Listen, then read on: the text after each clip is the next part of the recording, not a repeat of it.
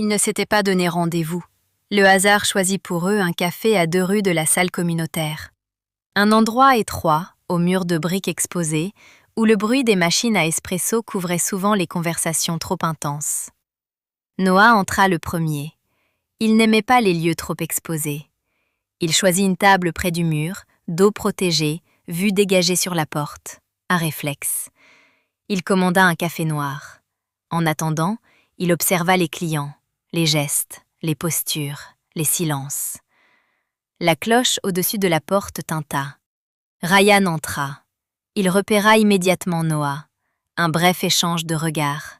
Pas d'animosité, pas d'enthousiasme non plus. Ryan s'approcha. « On dirait que t'as déclenché quelque chose ?» dit-il sans s'asseoir. Noah haussa légèrement les épaules. Ce n'était pas prévu. Ryan le fixa quelques secondes, comme pour évaluer s'il disait la vérité. Puis il tira une chaise. Ça ne l'est jamais. La cloche tinta de nouveau. Soren entra. Il sembla surpris de les voir déjà là. D'accord, donc ce n'est pas juste moi qui avais besoin de comprendre ce qui s'est passé? Un léger sourire passa sur le visage de Noah. Assieds-toi. Soren commanda un thé. Il s'installa. Un court silence s'installa entre eux. Pas gênant. Dense. Ryan brisa le silence. T'as vu les commentaires? Noah hocha la tête. Oui.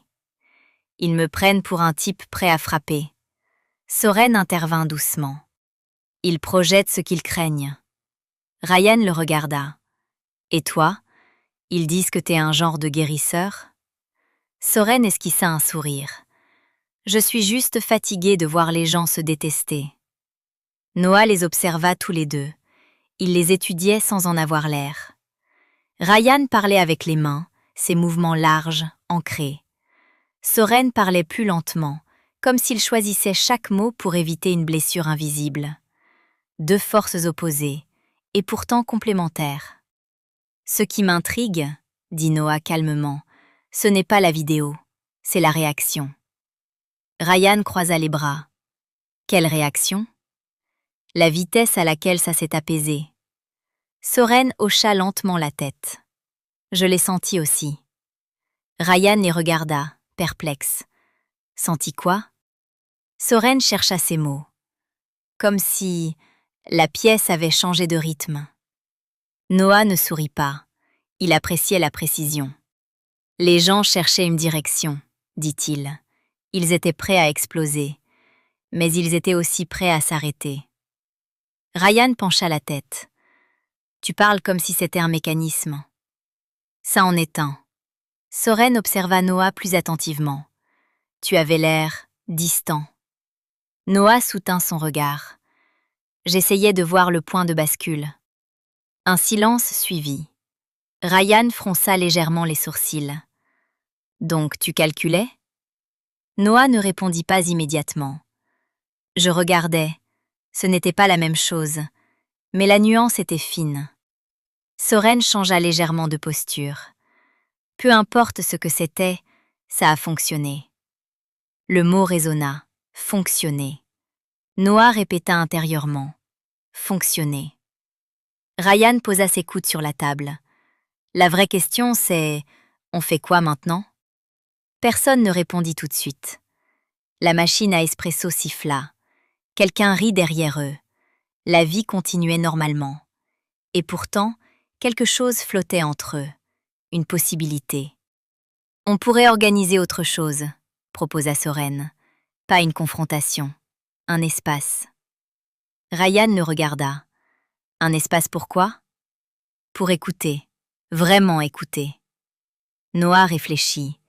Il voyait déjà la structure. Petit événement. Pas officiel. Pas politique. Un cercle. Un format qui désamorce. Pas dans une salle fermée, dit-il. À l'extérieur. Un parc. Un lieu neutre. Ryan hocha lentement la tête. Et si ça dérape? Alors on intervient avant que ça dérape, répondit Noah. La phrase semblait simple, mais elle contenait déjà une stratégie. Soren les observa. Il ressentait quelque chose d'étrange, pas du destin, un alignement, comme si leurs différences s'imbriquaient naturellement. « Je ne veux pas que ça devienne un mouvement, » dit-il doucement. Noah répondit presque aussitôt. « Ce n'est pas un mouvement. » Ryan esquissa un sourire. « Pas encore. » Le mot resta suspendu. « Pas encore. » Noah se redressa légèrement.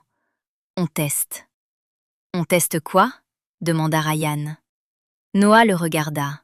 « Si ce que nous avons vu est reproductible. » Le silence revint, plus lourd cette fois. Soren sentit une légère inquiétude.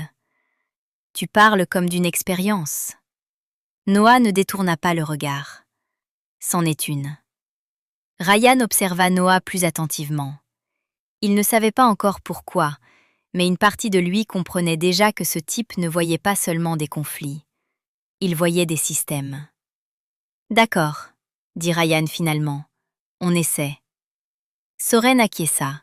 « Mais on reste clair, pas de manipulation. » Noah soutint son regard.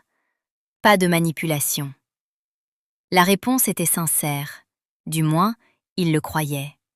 Ils ne se serrèrent pas la main. Ils ne firent pas de promesses solennelles. Ils terminèrent leur boisson, puis sortirent ensemble. Dans la rue, les passants les croisèrent sans les reconnaître. Ils étaient encore invisibles, mais ils l'étaient plus seuls. Et quelque part, sans qu'ils le sachent, un regard extérieur venait de noter autre chose. Non pas la vidéo, la réunion.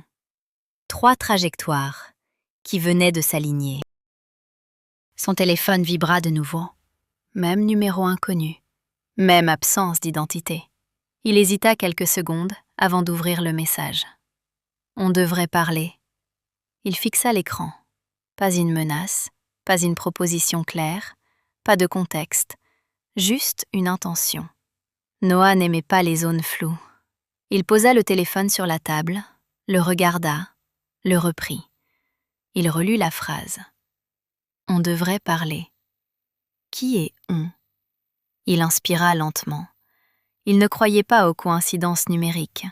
Les messages anonymes ne surgissent pas par hasard après une viralité. Il réfléchit. Ignorer, bloquer, répondre. Ignorer signifiait laisser l'initiative à l'autre. Répondre signifiait entrer dans le jeu. Il tapa lentement. À propos de quoi ? Il effaça. Trop défensif. Il écrivit « Qui êtes-vous » Il effaça encore. Trop direct. Il resta immobile quelques secondes. Puis il écrivit simplement « Quand ?» Il relut le mot.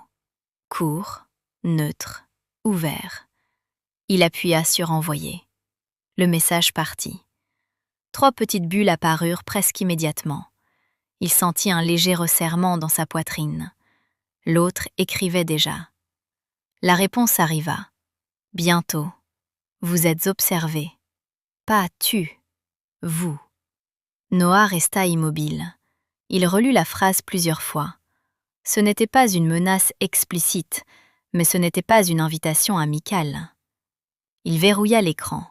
Son visage ne changea pas, mais quelque chose venait de se déplacer. La viralité était une chose, l'observation en était une autre. Il ne parla à personne de ce message, pas à Ryan, pas à Soren. Il le rangea dans un coin précis de son esprit, un dossier silencieux. Il comprenait une chose désormais. Il n'avait pas seulement attiré l'attention du quartier, il avait attiré l'attention de quelqu'un qui ne commentait pas. Et celui qui observe sans se montrer est rarement le moins puissant. Soren marchait lentement en rentrant chez lui. Il ne prit pas le chemin le plus court. Il avait besoin d'espace. La ville lui parlait toujours plus fort que les autres semblaient l'entendre. Les portes qui claquent, les conversations trop vives, les regards évités. Il s'arrêta devant la mosquée du quartier. Pas pour entrer, pour observer. Un vieil homme sortait, appuyé sur une canne. Une femme plus loin ajustait son foulard en surveillant ses enfants. Rien d'exceptionnel. Et pourtant, Soren sentait la fatigue collective comme une brume. Il posa une main contre le mur de briques, ferma les yeux quelques secondes. Il ne priait pas, il écoutait. Il avait découvert très jeune qu'il pouvait capter les variations d'atmosphère.